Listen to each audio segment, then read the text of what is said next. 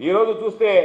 ఇటువంటి అవినీతి పరులను అధికారంలో ఉండేటువంటి వ్యక్తులు దగ్గర పెట్టుకొని వాళ్ళని ప్రోత్సహించి వాళ్ళు దొంగ బిల్లులు చేయించుకుంటా వీళ్ళ చేత దొంగ పనులు చేసుకుంటా యథా రాజా తదా ప్రజ అన్నట్టుగా మా పైనుండేటువంటి వాడే ఈరోజు ₹1,00,00,000 మా దగ్గరనే దొంగ బిల్లులు చేయించుకొని తింటుంటే మేము అవినీతి సంపాదనకు అలవాటు పడితే ఏముందని చెప్పి వాళ్ళ దగ్గరికి వెళ్ళి అయ్యా మీ అడిగిందల్లా చేసి పెడతాం, మేము చేసేటువంటి పనులకి మేము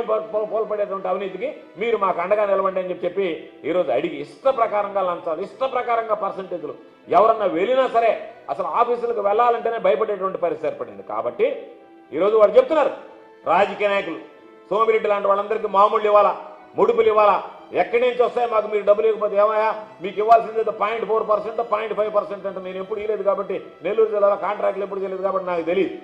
ఇవ్వాల్సి ఉంటే మీరు 4%, 5% అడుగుతున్నారు ఏందా అంటే అవునయ్యా సోమిరెడ్డి దగ్గర నుంచి అక్కడ పైన మా రామానాయుడు దాకా మేము మోటార్ వేయాలంటే మాకు ఎక్కడి నుంచి వస్తాయి చెప్పండి డబ్బులు అని మాట్లాడుతున్నారు. కూటమి పాలన అనేటువంటిది ఈ రాష్ట్రంలో ఎంత దిగజారిపోయింది, అక్రమాలు అరాచకాలతో పాటు ఎంత అవినీతి ప్రబలిపోయింది, అవినీతి ఎంత విచ్చలవిడిగా ఎంత తారాస్థాయికి చేరుకునింది అనేటువంటి దానికి ఇది ఒక ఉదాహరణ.